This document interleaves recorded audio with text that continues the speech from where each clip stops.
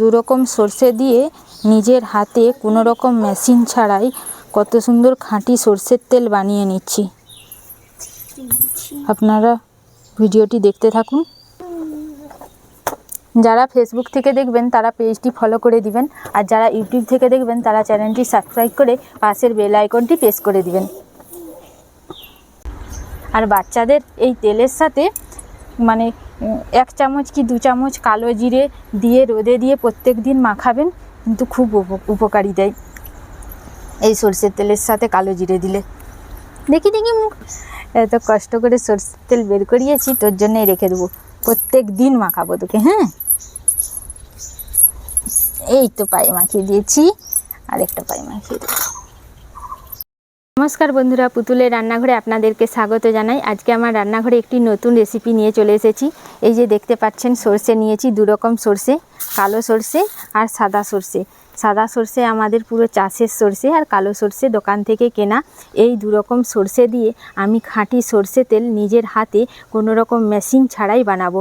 আপনারা প্রথম থেকে শেষ পর্যন্ত প্লিজ ভিডিওটি দেখবেন, আপনাদের অবশ্যই ভালো লাগবে। এখন রান্নাঘরে যাই।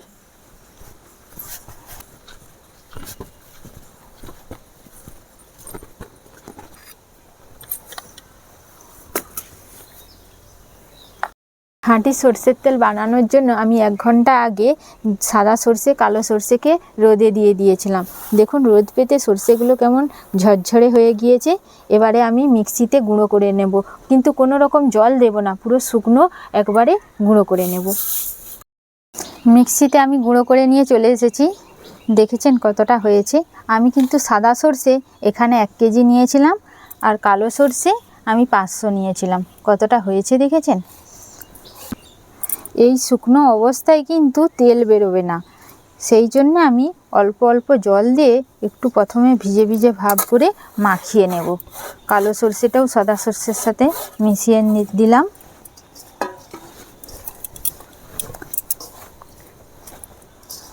এবারে একটু একটু করে জল ছড়িয়ে, প্রথমে একবারে জল দেব না, অল্প অল্প জল ছড়িয়ে মাখাতে থাকবো।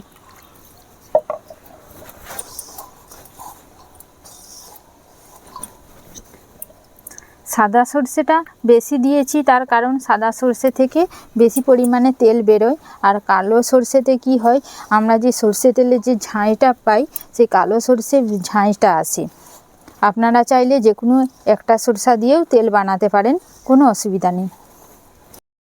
সরষেটা মাখানোর সময় মানে এমন একটা ঝাঁঝ উঠছে, আমার চোখ পুরো জ্বালা করছে। এখন থেকেই যদি এত ঝাঁঝ উঠে, তেলটা হওয়ার পরে না কি হবে। দেখুন অল্প করে জল দিয়ে আমি ভালো করে মাখিয়ে নিয়েছি। দেখবেন হাতের মুঠিতে যেমন এইভাবে মুঠো হয়ে যাচ্ছে, সেরকম অবস্থায় গরম কড়াতে একটু নেড়ে নিতে হবে। এবারে আমি গরম কড়া একটু নেড়ে নেব। কড়া বসিয়ে দিয়েছি, কড়া গরম হয়ে গেছে। এবারে গরম কড়ায় একটু এই সরষেটা আমি নেড়ে নেব।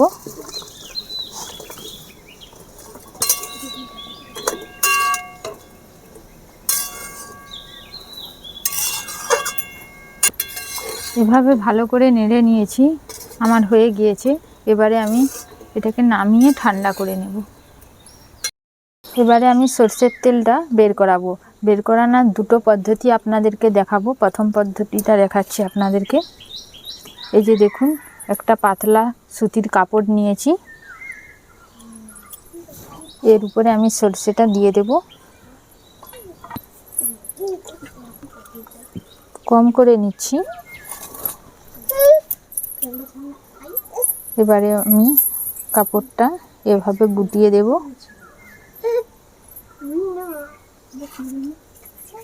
ভালো করে মুখটা এভাবে গুটিয়ে দেব। আস্তে আস্তে করে চিপ দিয়ে দিয়ে এভাবে ঘোরাতে থাকবো। এভাবে কাপড়টা আস্তে আস্তে টাইট করতে হবে। যত টাইট করবেন দেখবেন তেলটা আস্তে আস্তে বেরিয়ে আসবে। দেখছেন আমার হাতেই এখন হচ্ছে। দেখুন প্রচুর গায়ের জোর লাগবে কিন্তু এতে।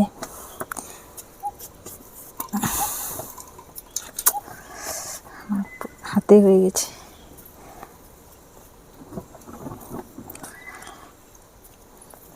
এভাবে করলে কি হয়, মানে এর পরিশ্রমটা বেশি হয়, আর অনেকক্ষণ ধরে সময় লাগে।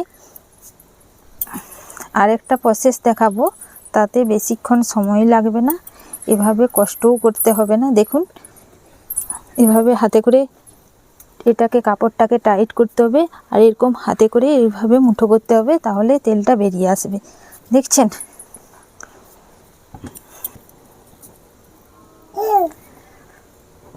এভাবে গায়ের জোর দিয়ে বের করাতে হবে।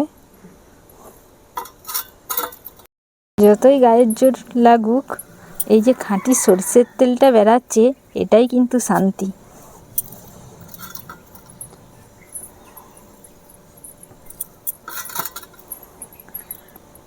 এবারে ভেতরটা খুলে দেখব। দেখুন খোসাটা কীরকম হয়েছে। এবারে আমি আরেকটা পদ্ধতি আপনাদেরকে দেখাচ্ছি। একটা পদ্ধতি দেখানো হয়ে গিয়েছে, এই যে দেখুন তেল বেরিয়েছে। এতে এখনও তেল রয়ে গিয়েছে, আর এতে প্রচুর চাপ দরকার, তাহলে আরও বেরোবে। এবারে পরের প্রসেসটা আমি দেখাচ্ছি আপনাদেরকে। সরষের তেল বের করানোর জন্য এবারে আমি পরের প্রসেসটা দেখাচ্ছি। এই রকম আমি একটা বড় সুতির কাপড় নিয়েছি। এবারে সুতির কাপড়টা এই থালার উপরে দিয়ে দেব। দিয়ে প্রথমে যে প্রসেসটা করেছিলাম সেই সরষের গুঁড়োটাও দিয়ে দেবো এর সাথে। পুরো সরষেটা এবারে আমি এই সুতির কাপড়ের উপরে দিয়ে দেব।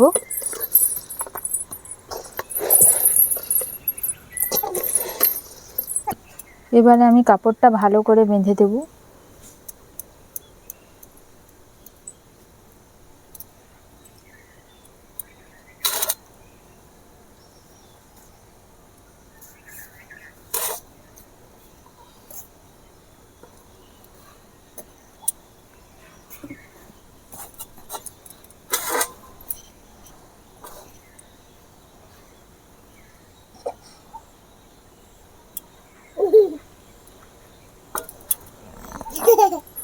ভালো করে টাইট করে পুরো টেসে বাঁধতে হবে। এবারে আমি একটা বড় থালা নিয়েছি, থালাটা পুছে পরিষ্কার করে দিয়েছি। আর এরকম একটা বড় পাত্র নিয়েছি, ঠিক পাত্রটা আমি উপড়িয়ে দেব এইভাবে।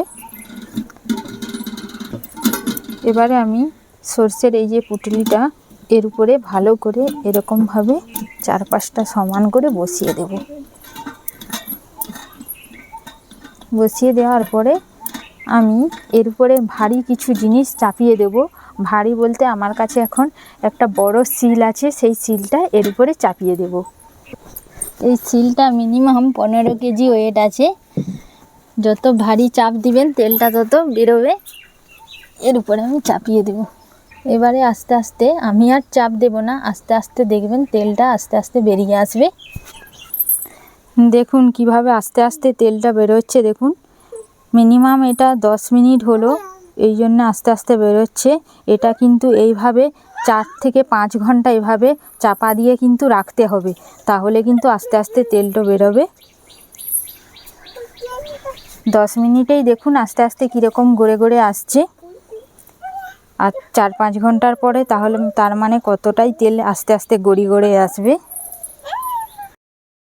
আমি 30 মিনিট এভাবে বসে আছি, আর 4 থেকে 5 ঘন্টা এতক্ষণ তো এখানে বসে থাকা সম্ভব নয়, বাড়িতে কিছু কাজ আছে। এবারে আমি কাজ করতে যাব। দেখেছেন কতটা তেল বেরিয়েছে। এবারে আমি বাড়ির কাজ করতে চলে যাচ্ছি।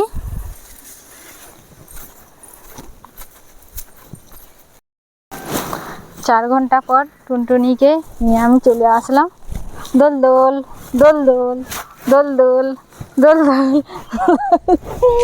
টুনটুনিকে আজকে খাঁটি সরষের তেল মাখাবো। আর আমাদের গ্রামের দিকে এখন মানে প্রত্যেকটা বাচ্চাকেই খাঁটি সরষের তেল মাখানো হয়। এখনের ডাক্তারবাবুরা সরষের তেল মাখাতে বারণ করে বাচ্চাদের, কিন্তু আমরা তাও বাচ্চাদেরকেই খাঁটি সরষের তেলেই মাখাই এইভাবে বাড়িতে বানিয়ে। আর ওদেরকেও বাড়িতে বানিয়ে মাখিয়েছিলাম, আর টুনটুনিকেও মাখাই।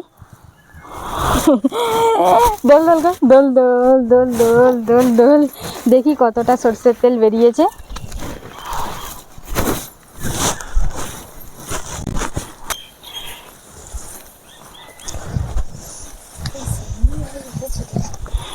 ले सुमी बनुके धर। ভারী সিলটা আছে, আমি নামাবো না, বদমাশি করবে, সেই সাইডে দাঁড়া। এবারে আমি সিলটা নামিয়ে দেব।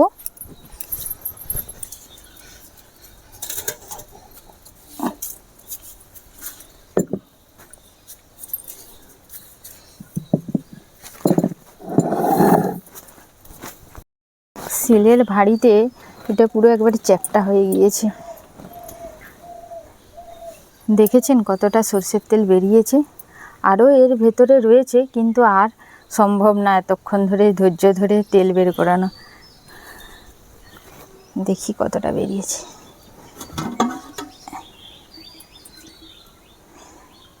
দেখেছেন কতটা বেরিয়েছে। আস্তে করে আমি এটা পুছে নেব।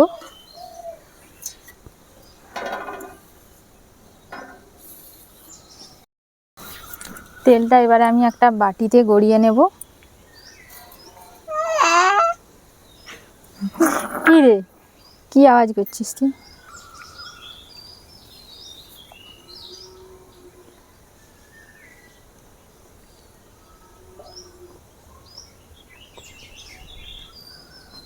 কালারটা দেখুন তেলের, পুরো বাটিতে এক বাটি।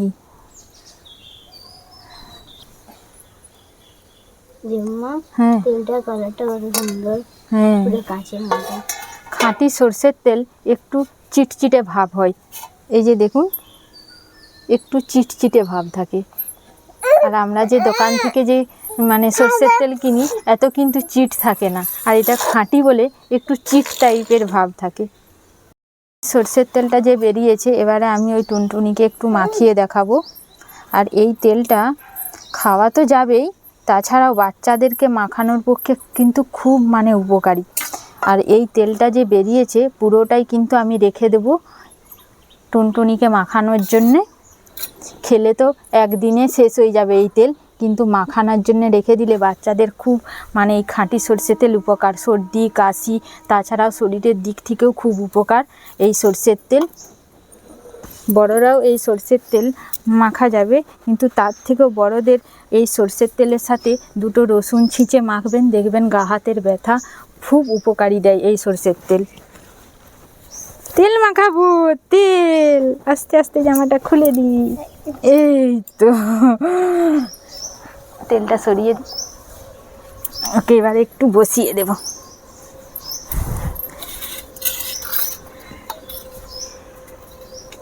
বাটিতে তেল নিয়ে নিয়েছি, এবারে আমি হাতে করে ঠিক মাথার তালুতে লাগিয়ে দেবো। ও তো বাচ্চা, এই তালুতে মানে মা কাকিমারা আমাদেরকে ছোটোবেলায় দেখতাম এই সরষের তেল দিয়ে দিত, যাতে এই তালুটা আরও বেশি শক্ত তাড়াতাড়ি হয়ে যায়। এই জায়গাটা খুব নরম। হ্যাঁ, বদমাশ। এবারে আমি গায়ে মাখিয়ে দেবো। তেল মেখে দিচ্ছি, দিয়ে আমি স্নান করিয়ে দেবো। হ্যাঁ, তেল মাখিয়ে। আর বাচ্চাদের এই তেলের সাথে মানে 1 চামচ কি 2 চামচ কালো জিরে দিয়ে রোদে দিয়ে প্রত্যেক দিন মাখাবেন, কিন্তু খুব উপকারী দেয় এই সরষের তেলের সাথে কালো জিরে দিলে। দেখি দেখি মুখ, এত কষ্ট করে সরষের তেল বের করিয়েছি, তোর জন্যই রেখে দেবো, প্রত্যেক দিন মাখাবো তোকে। হ্যাঁ, এই তো পায়ে মাখিয়ে দিয়েছি, আর একটা পায়ে মাখিয়ে দেবো। আপনারা তো পুরো ভিডিওটি দেখলেন কিভাবে আমি খাঁটি সরষের তেল বের করিয়ে টুনটুনিকে মাখিয়ে দিলাম। আর যদি পুরো ভিডিওটা আমার ভালো লাগে একটি লাইক শেয়ার করে দিবেন। নমস্কার, সবাই সুস্থ থাকবেন, ভালো থাকবেন। এবারে ওকে স্নান করাতে হবে, ও রেগে যাচ্ছে, চল স্নান করাবো।